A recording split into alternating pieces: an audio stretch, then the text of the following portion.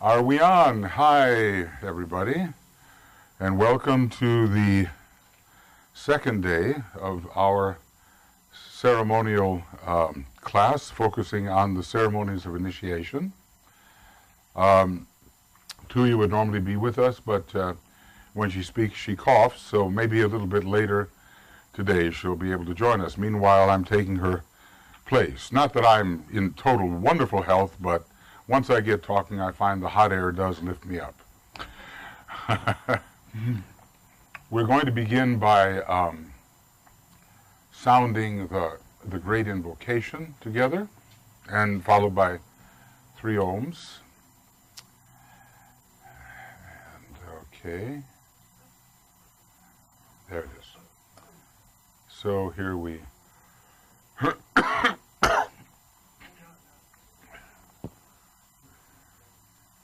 We do have a little bit of background traffic, but for the moment, not having the air conditioner on may be a blessing for a little while. It is supposed to reach 98 today. Aha! Did you hear that? That's the great invocation celebration. Okay. All right, so. Oh, thank you. All right. Thank you, thank you. Here we go.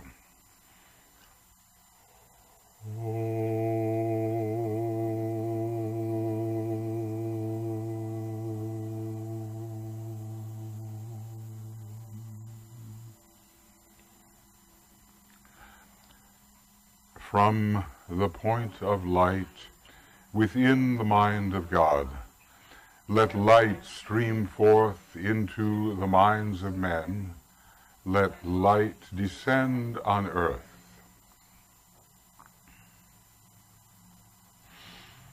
From the point of love within the heart of God, let love stream forth into the hearts of men. May Christ return to earth.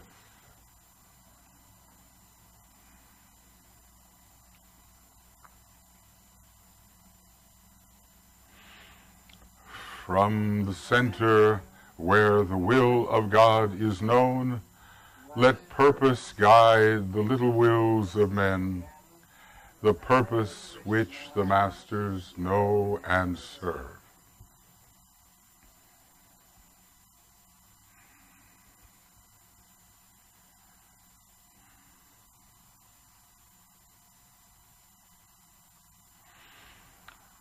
From the center which we call the race of men, let the plan of love and light work out, and may it seal the door where evil dwells.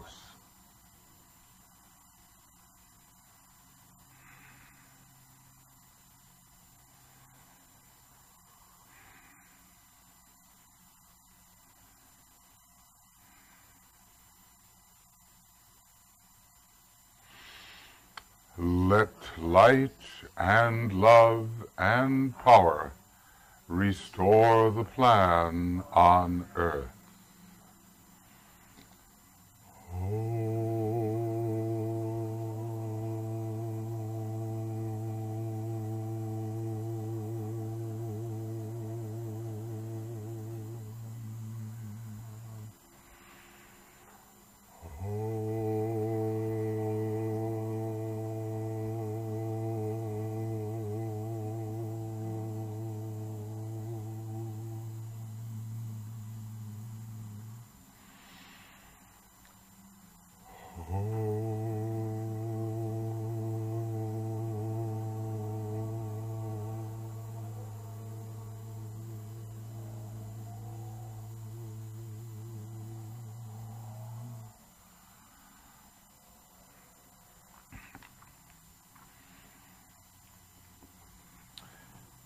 Okay, thank you very much.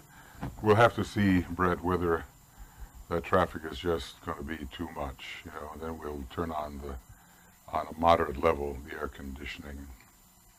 You know the story of the great invocation, that it's invocation for light and power.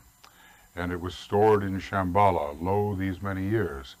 And it was only when the Christ agreed to the great sacrifice of returning in physical form to the planet during the Aquarian Age that this invocation was released for humanity to use. So if you think about what that must mean for him, because it wasn't necessarily decided how it would go in the beginning. And by the way, I have something here. Does this, should this be connected to anything?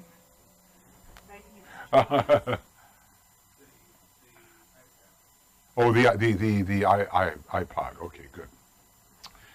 So he reached a very high point, we're told, in the process of the seventh initiation. It seems to span some thousands of years going through that. And in 1943, there was a great moment of the high point of love for a certain cycle. And what I've been able to gather about that is that he reached a certain stage in the seventh initiation process right at that time. And I've been able to gather that he made up his mind at that point that he would in fact use his Maya Virupa, the will-created body, and return to physical form. Steiner thought that he might, the Lord Maitreya, Christ, might come no lower than the etheric level. But apparently it was a further decision to make him even more effective in helping with the Aquarian Age. So these decisions by the higher-ups, by the chiefs, they affect our life profoundly. And yet, we're hardly privy to what's going on there. They make a decision, and it has repercussions in all we do. Just like the story of Master Moria and Master K.H. I don't know if DK was involved in that, but sometime a few hundred years ago, they wanted to bring the ageless wisdom closer to humanity. This was at a great conclave. Maybe it was in 1725, something like that. And there was a lot of protest about that among the hierarchy, members of the hierarchy, who felt that humanity wasn't ready for this. But it turned out that Sanat Kumara gave his permission. And as the result of that, we have Blavatsky, Bailey, and all of the revelation of the ageless wisdom. And that's because a few of the higher-ups take it upon themselves to make a special sacrifice to bring things closer. So, I'm sure that we are well supported by great sacrifices of which we know very little. Just the way one of our children probably knows very little about the sacrifices the parent makes, unless later the parent keeps reminding them, after all I've done for you. All right.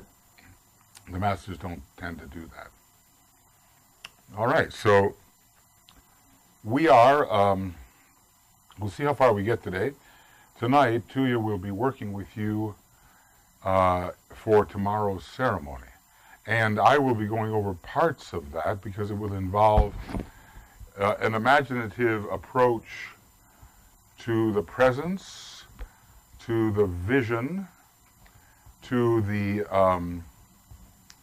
let's see how it's to the application of the rod of power, to the oath, to the application of the rod of power, and then for the impartation of the word or the secret. Obviously, these things have to be imaginatively approached by us because we're not in an initiation ceremony, we're just in some kind of anticipation of what that might be for us.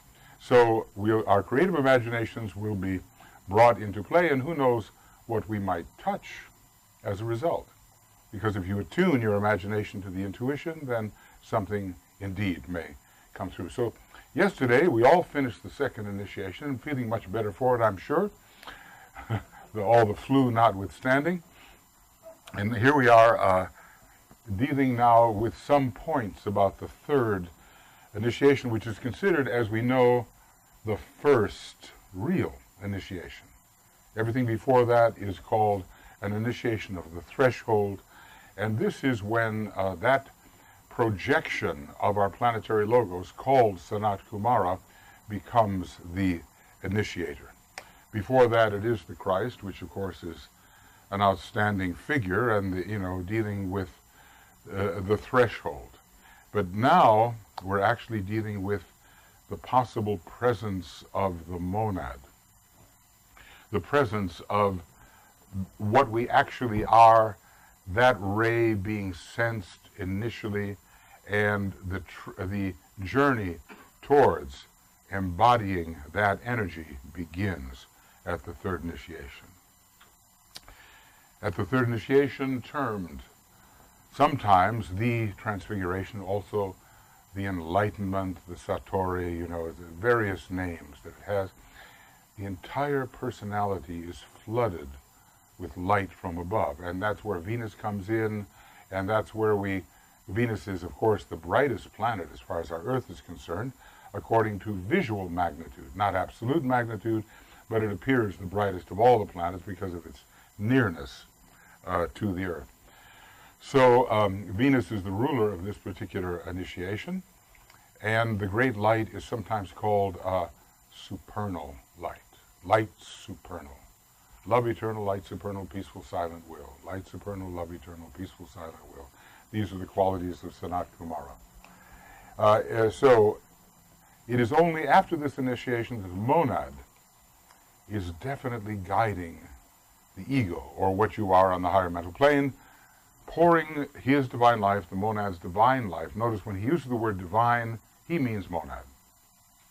Divine is monad, spiritual is soul, and spiritual is triad, but divine is monad. And he once actually discusses that distinction. Pouring the monadic divine life evermore into the prepared and cleansed channel. So it never stops, You have to cleanse your physical vehicle, sure, but then the emotional vehicle, and then what about the mental vehicle? All of that has to be done before this intuitive ending of the worst phases of illusion, the worst phases of separateness can occur. Just as in the third or moon chain, now, when I'm talking about the chains, maybe you know what I mean. What I'm going to do is just, it's always nice to have something handy, let's see. Okay, this is making the screen much bigger than it usually is for me, but it will do. I have a lot of stuff on this computer. I wouldn't want to lose it. Okay. So, AAB diagrams, and let's see, where was I? What was I trying to talk about? Moon chain, yeah. Okay, so let's see. Babbitt's atom, Parabrahm, the signs of meditation. Oh, let's hope that some of this will give us what we want.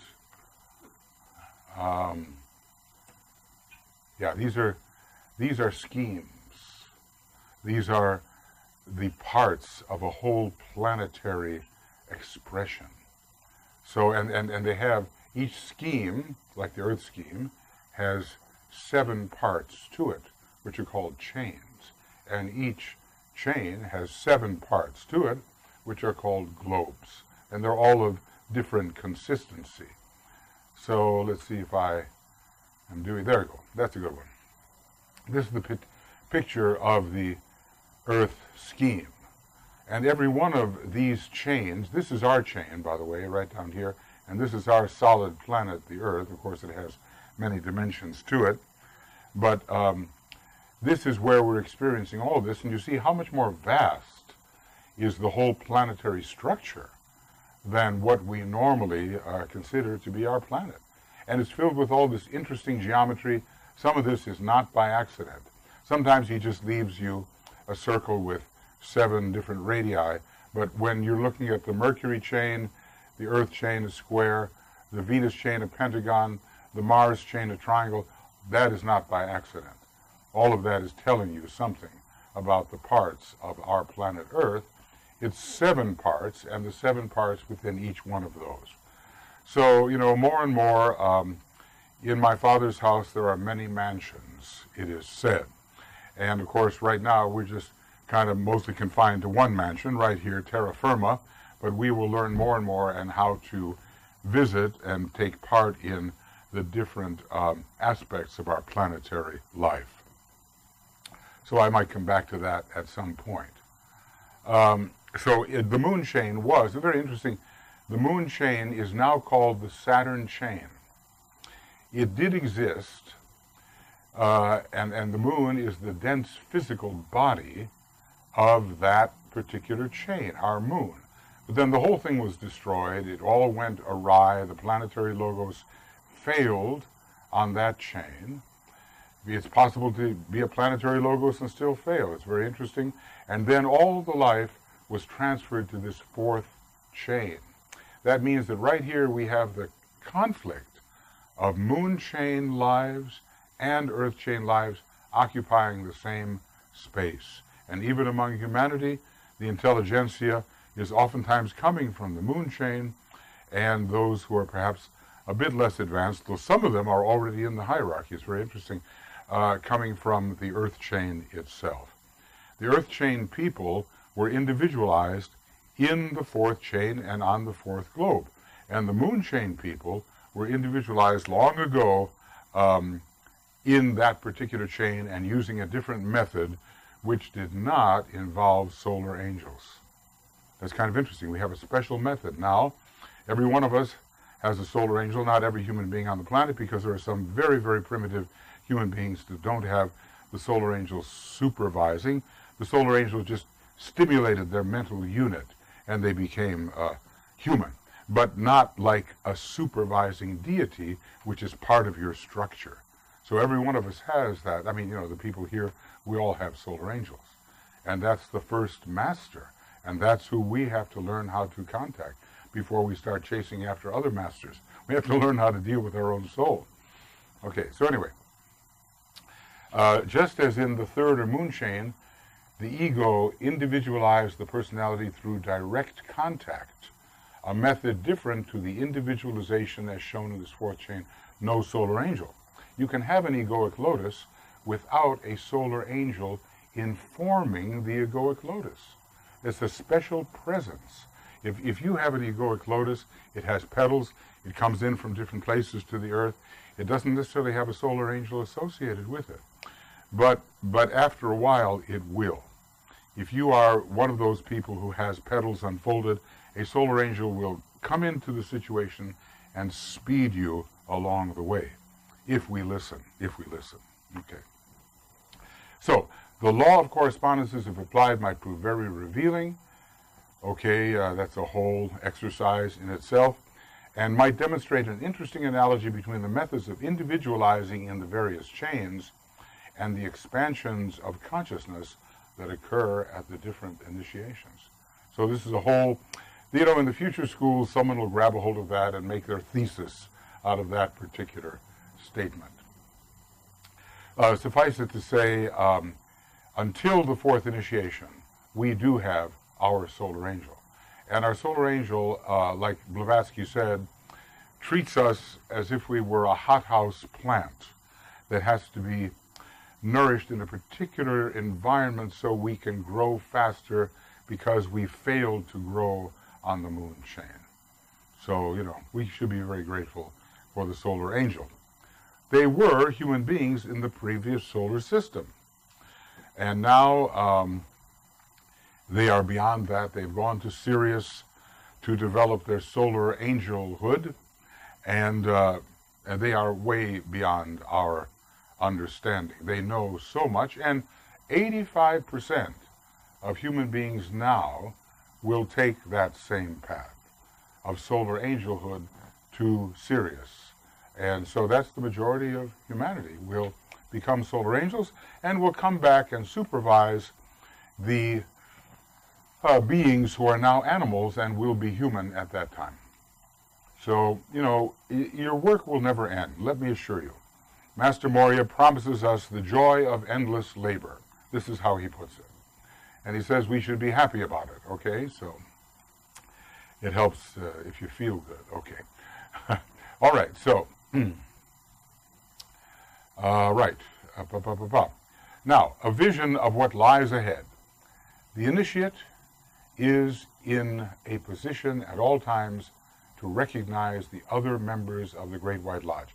In the initiations before this, you might not recognize who really is a member of the hierarchy. Now the recognition becomes infallible. And his psychic faculties, especially here in the ajna center and in the head, not so much the solar plexus, the higher psychic faculties are stimulated by the vivification of the head centers. How many head centers in the head are there? There are 7 head centers in the head, and then there's the whole ajna group of centers that goes above the top of the head. And I showed you that wonderful, or almost showed you that diagram. That's it. That's a diagram from a book, what's it called?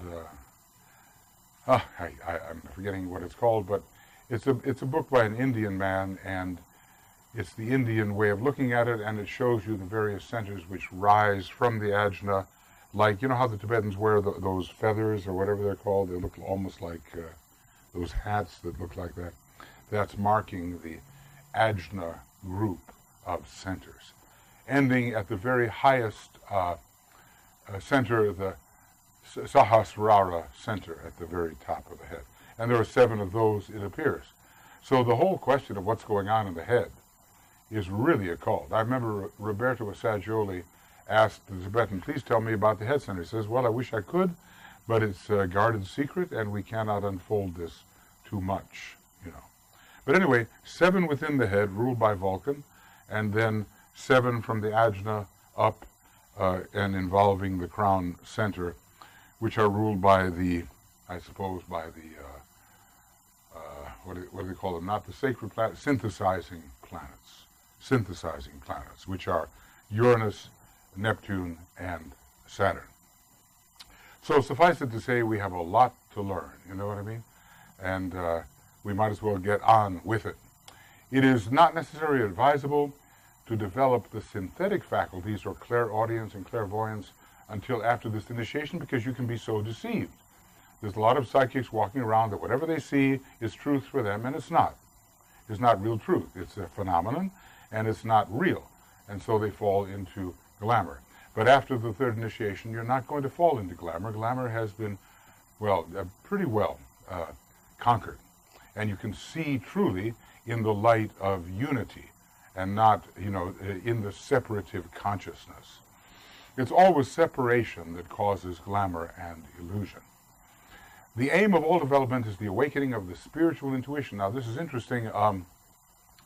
Intuitive instinct is the quality of the 3rd initiation.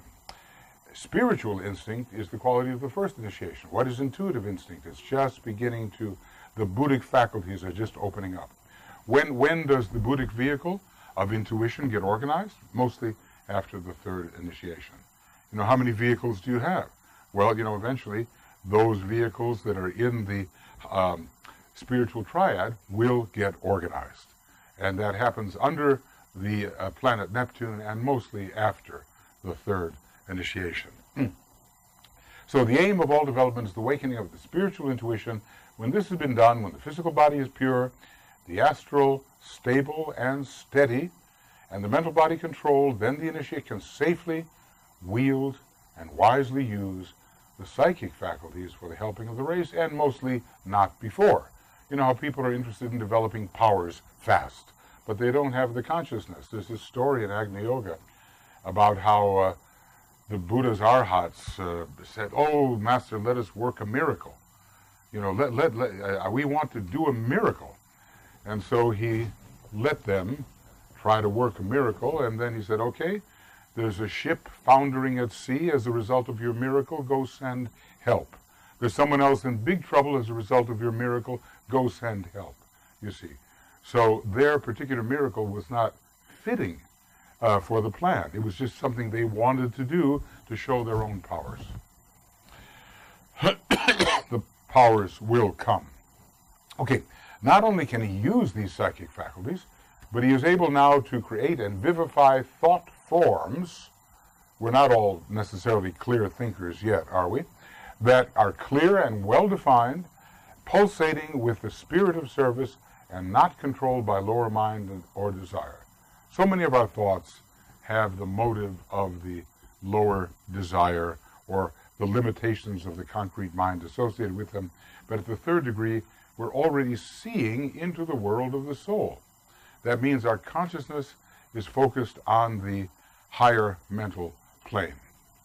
Okay, these thought forms will not be, as in the case of with those created by the massive men, disjointed, unconnected, uncorrelated, but will have a fair measure of coherence, a fair measure of synthesis. So we have to learn how to think in wholes and to think in a way which is harmonious and in which all the parts of our thought form are well related to each other. This is what the third degree initiate can do. Hard and ceaseless must be the work.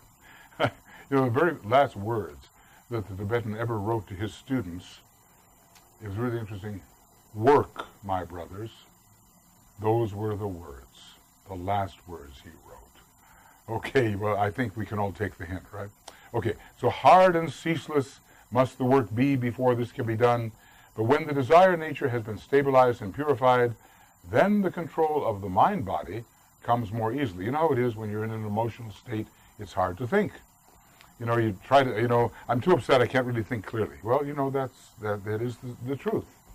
So we need to control and stabilize and purify the emotional vehicle, then we can see clearly. Having a nice second-ray astral body and a fifth-ray mind will help you with that. But we don't all have that, do we? So anyway, the great majority of the Tibetan students didn't have that. They had a sixth-ray astral body and a fourth-ray mind. So, well, you can always, no matter what your ray, you can always think. All right.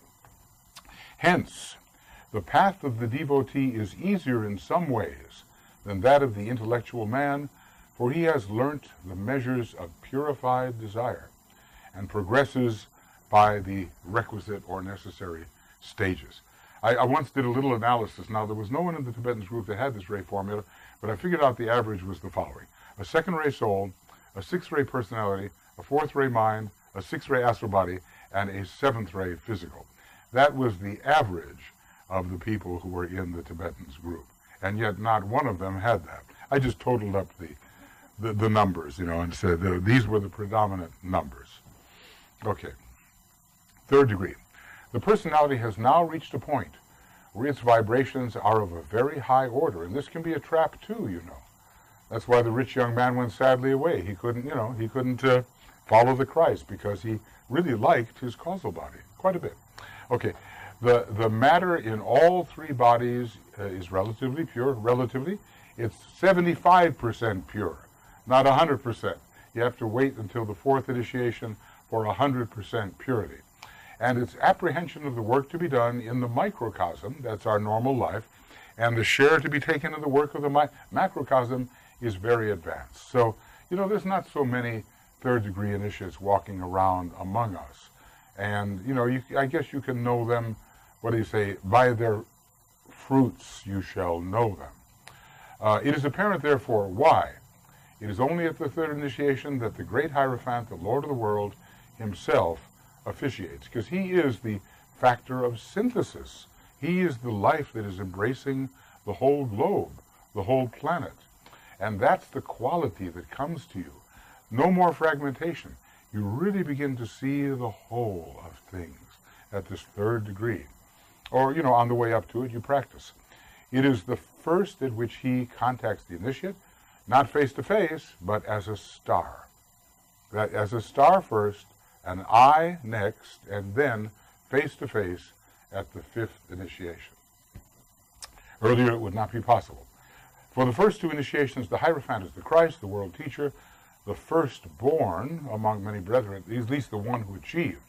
If you think of it, Christ is very fast, very fast.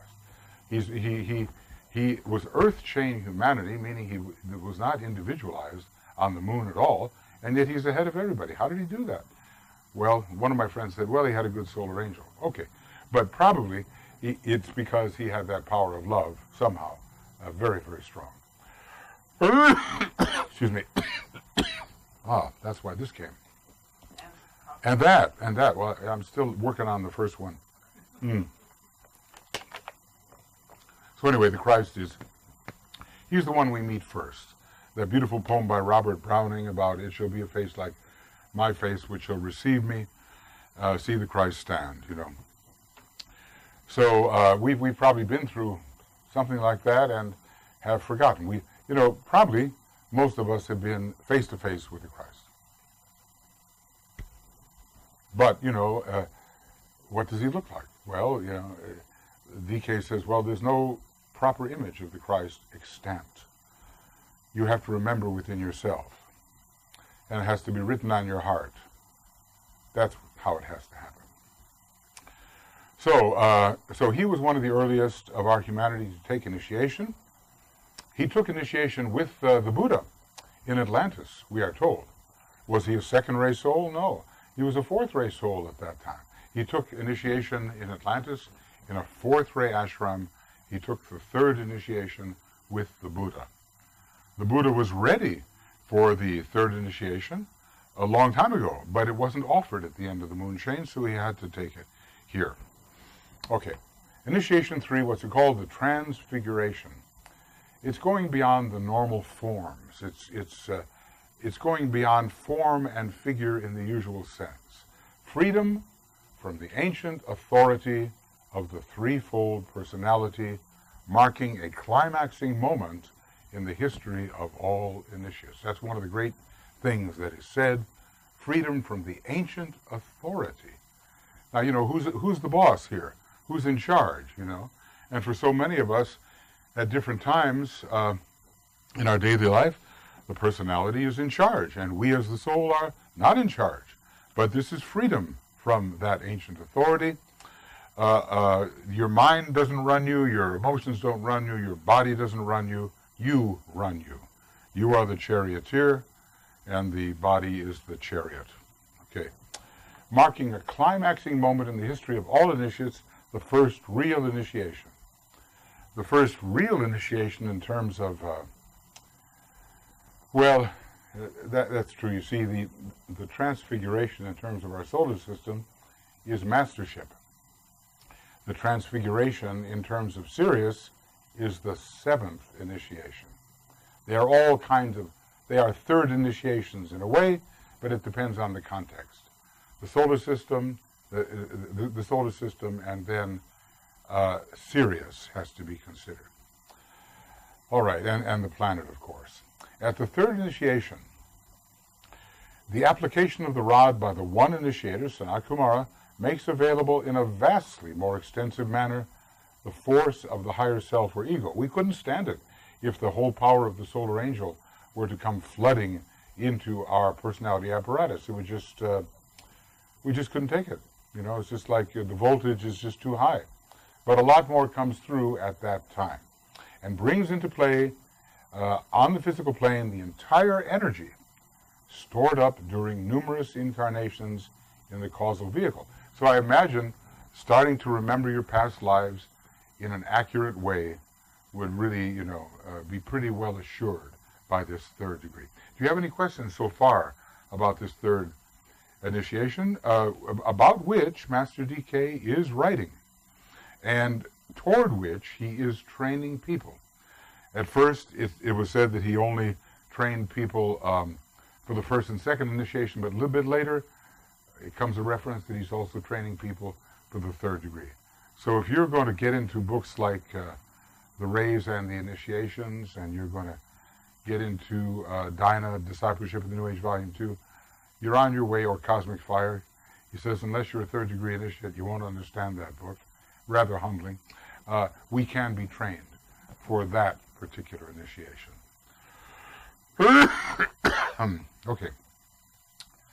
But when the initiate has made still further progress and has taken to initiation, a change comes, the Lord of the world, the ineffable, that's a wonderful word in English, the ineffable ruler. It's like you can't not grasp what the nature of this great being. It's beyond our power to describe, okay? the ineffable ruler himself administers the third initiation and the fourth and the fifth. And the fifth. Why has this become possible? Because now the fully consecrated physical body can safely bear the vibrations of the other two bodies when they return to its shelter from the presence of the king. So here the causal body is, the king is within the aura of the causal body, and these other aspects of our nature are being tremendously stimulated, and if you're not ready, your physical body gets shattered when the mental and emotional body return to it. So this is not something to play with. This is fire. This is fire from heaven, and we are not playing with fire. Always DK tells us, don't play with fire, don't play with Kundalini. Look, you know, you can just set yourself back lives and lives and lives because you played with fire, because you were ambitious or incautious or whatever. Everything cautious, you know, because this is the great power of the world, the fire of the world. Because now the purified astral and controlled mental can safely stand before the king without flying apart. So, you know, when is a person ready? They have their methods. And the astrology will also tell. You can't be initiated, even though you may be worthy, unless the astrology is right for that particular life. So you may have to wait, just like the Buddha had to wait till the moon chain was no more, and he achieved the initiation for which he was ready on the moon chain, but on the earth chain. That's when it was opened up to him. So patience is a big part of the game. Okay. So when purified and controlled, they stand and for the first time consciously vibrate to the ray of the monad. Now it's very interesting, DK tells us that the mental body always vibrates to the ray of the monad, the astral body always vibrates to the ray of the soul, and the physical body vibrates to the ray of the personality. That's just one of those structures. So somehow, on some level, in your thinking, the ray of the monad is latent. It may not be blazing forth and you're following all monadic thinking, but it conditions your thought power, just the way your astral body is conditioned by the soul. And the physical body by the... I was remembering a guy, he had a third ray body, but it looked like a first ray body. Really strong, you know, really all that. Why do you have a third ray body when it looks like a first ray body? Because the ray of your first ray personality is impressing itself upon your third ray body. So things that come from above can change the what looks like one thing, can change the appearance. So, you know, when we say, oh, well, that person's strong, obviously they have a third ray physical body, maybe not. It might be coming from somewhere else, you know. First ray physical bodies are not so common. In the Tibetans, 50 or so students, 8 of them had the first ray. This is quite a bit, actually. 8 of them had the first ray physical body. And a fair number, the first ray astral body, but it was not the usual thing. Unless you are a true disciple in training, you're not going to have an unusual combination of rays. In other words, your physical body will be 3 or 7, your astral body will be 2 or 6, your mind will be 1, 4, or 5. And that's the usual, unless for sure you are a disciple in training, and then other things can take place. Okay, so then with these prepared bodies comes the ability to see and hear on all the planes. It can be granted, and it is achieved. And the faculty of reading, now this is interesting. We talk about reading the Akashic records, you know. The faculty of reading and comprehending the records can safely be employed because you're not going to be carried away by bias or by your desire nature. You're going to actually objectively see what is there. See, the great ray of objectivity is the 5th ray. And the 3rd initiation is ruled by the 5th ray. So a definite kind of objectivity is occurring here, and it keeps us from using powers for our personal ends. For with fuller knowledge comes added power. The heart is now sufficiently pure and loving, and the intellect sufficiently stable, and I love this, to stand the strain of knowing. To stand the strain of knowing. Tell me this, I want to know all this, I want to know, and our apparatus won't even withstand the pressure of knowing. How's Sheila doing? So much better. Got a bunch of prescriptions, so we're good right now. Oh, that's good. Well, it's always helpful to get prescriptions. It makes you feel better whether they do anything or not. But hopefully they will. Okay, now we have taken the third initiation, and he always kind of tells you what goes on between that and the next one, okay? Before the fourth initiation can be taken, the work of training is intensified, and the hastening and accumulation of knowledge has to be unbelievably rapid. Knowledge, even good old knowledge, already the knowledge petals of your egoic lotus are beginning to dissolve in favor of the intuition. But you're being stashed with all kinds of knowledge. You know how Alice Bailey really respected knowledge? She said you have to have a well-stocked mind. Now, she was, I think, at a certain point in her development, an initiate of the third degree. She like you say, you can take the second and the third in the same life, and and she gave every hint at being a second degree initiate with all of that, preaching that she did, and her way of looking at Christianity in a rather narrow way. And then along comes the Tibetan, and bigger opportunities come through. He said that Alice Bailey and I worked together long time ago as she was a chela in the light and I was the guiding disciple.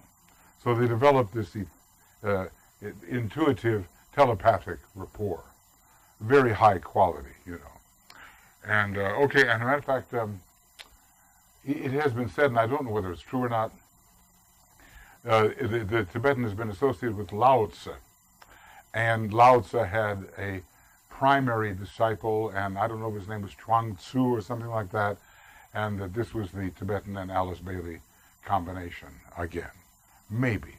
It's just, occult rumor, but it has to be proven one day for sure. Okay, the initiate now has frequent access to the library of occult books. Would that be a nice thing? Would you enjoy that? Frequent access, look where the Tibetan is pulling all this information from that he's giving to us. Then he translates it. He has access to the library of occult books. Those shambolic libraries, you have to have a very special library card to get in there, And we are benefiting very much from his access. Frequent access to the library of occult books, and after this initiation, he can contact not only the master with whom he is linked and with whom he has worked consciously for a long time, but he can contact and assist in some degree, some measure, the Chohans, the Bodhisattva, and the Manu. So, before you take the second degree, contact with the Chohans is not really possible. The numbers are 2 and 6, you see. And the Chohanic initiation is 2 down from the top. The second initiation is 2 up from the bottom. It's a 2 and a 6 and a 2 and a 6. And that by numerical resonance, you can contact the Chohans. But now, after the third degree, it's much more real contact. He has to also to grasp the laws of the 3 lower planes intellectually. Now, the master has full mastery over them, but at least we have to have those laws intellectually, and likewise wield them for the aiding of the scheme of evolution, the whole Earth scheme, basically. He studies the cosmic plans and has to master the charts. Now, DK has given us quite a few charts, hasn't he? And I don't know that any one of us can say we've really mastered them. Some of them just take you who knows where, But anyway, a much wider mind is possible here after this third degree. He studies the cosmic plans, masters the charts. He becomes versed in occult technicalities. Remember, the 5th ray is involved at this initiation. Occult technique, occult technicalities, and develops 4th dimensional vision. What is that? Well, there's different ways of looking at it. each plane is a dimension. And the Buddhic plane is the fourth plane. So presumably, vision upon the Buddhic plane is a possibility. And I think there is something called divine vision.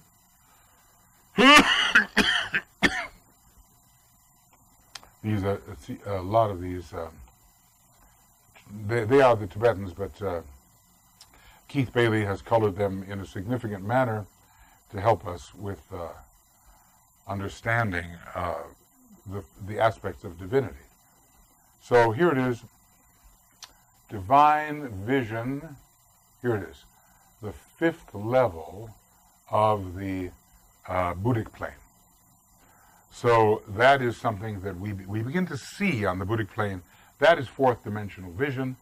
Fifth dimensional vision we begin to see and deal on the atmic plane. Sixth dimensional vision, and on it goes, monadic. Seventh dimensional vision is logoic plane. Now right now we're reading the menu. Let's put it like that. It's going to be a fantastic meal, but right now we're outside the restaurant and the menu looks good, okay? And we have to, step by step, get into these things. Okay, fourth dimensional vision, if he has not already done so, he learns to direct the activities of the building devas, okay, not just the victim of the devas, but actually a director, and at the same time he works continually at the development of his spiritual nature. That means his spiritual triad. The third degree is right on the border of living in the spiritual triad. As a matter of fact, you already do, at least in the lower part of it that has to do with the mind. When you take the fourth degree, you can live in the intuitional world of the Buddhic plane. Okay, he works continually developing his spiritual nature. He begins rapidly to coordinate the Buddhic vehicle under the planet Neptune. See, you may have buddhi, you may have intuitions, but you don't yet, until these initiations are taken, have the truly coordinated vehicle like you have a mental vehicle. These are vehicles which are going to be open to us, but they have to be put together in the right way. The atmic vehicle is not yet coordinated. The vehicle of the spiritual will is not yet coordinated. For a master it is. For a fourth degree initiate, the Buddhic vehicle is completely coordinated. It's just a question of numbers, okay? And on it will go. What will it be? Coordinating the monadic vehicle at the sixth initiation and so forth and beyond. He begins to coordinate the Buddhic vehicle, and in its coordination he develops the power of synthesis. At first in small measure and gradually in fuller detail. He inclusive reason. He senses the detail of the embracing whole simultaneously. All the detail and the unity simultaneously. And the intuition helps him with this, you see. So, we're not there yet, but we can get a little feeling of what that can be if we work hard and develop these synthetic faculties. We have some help now, don't we, on our planet? Why do we have some help with synthesis? Seventh ray.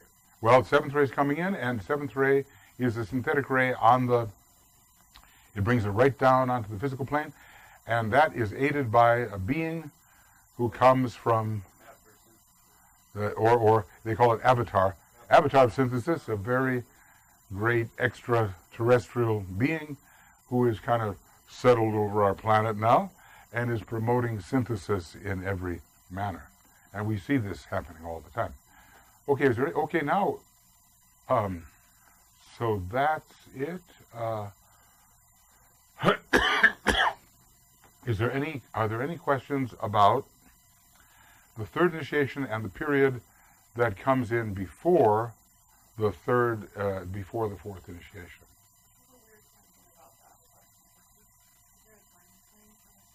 How long that lasts? I believe it came in just about the same time that the Great Invocation was given out, around 1945. There's also an avatar from Capricorn who is said to have been here a long, long time, even from the time of individualization. So that is a longer period. But the avatar of synthesis will probably work, I don't know, it's not given, but throughout the Aquarian age, I would say. And that's 2,000 years. and maybe throughout the larger Aquarian age of 25,000 years. It's time for us to get things together now rather than living such fragmented lives. You know, and we do live fragmented lives because we just have tunnel vision, you know. I see a little here, a little here. We need to be able to see the big picture. We contact our higher power, that the higher power has the big picture, the solar angel has the big picture. The more we commune with that, the more we will see the big picture. Any other questions before we go into crucifixion? It's also called crucifixion. The Great Renunciation Crucifixion. We take a break before we get. Oh, before we get wait, let's see, what time is it? No. You got to go through the crucifixion before your break, okay? And don't worry, what is said about mastership and chohanship and advanced chohanship is a lot less than what is said about here, because these are beyond the capabilities of the master who's writing this. He's a 5th degree initiate. He says, I am an initiate into the mysteries of being, and that should give you some idea of who I am. He tells us that. So he is a master, okay. But is he a Chohan yet? We don't know. Maybe he took his Chohanship during the time this was written. We don't know. And he's certainly not a 7th degree.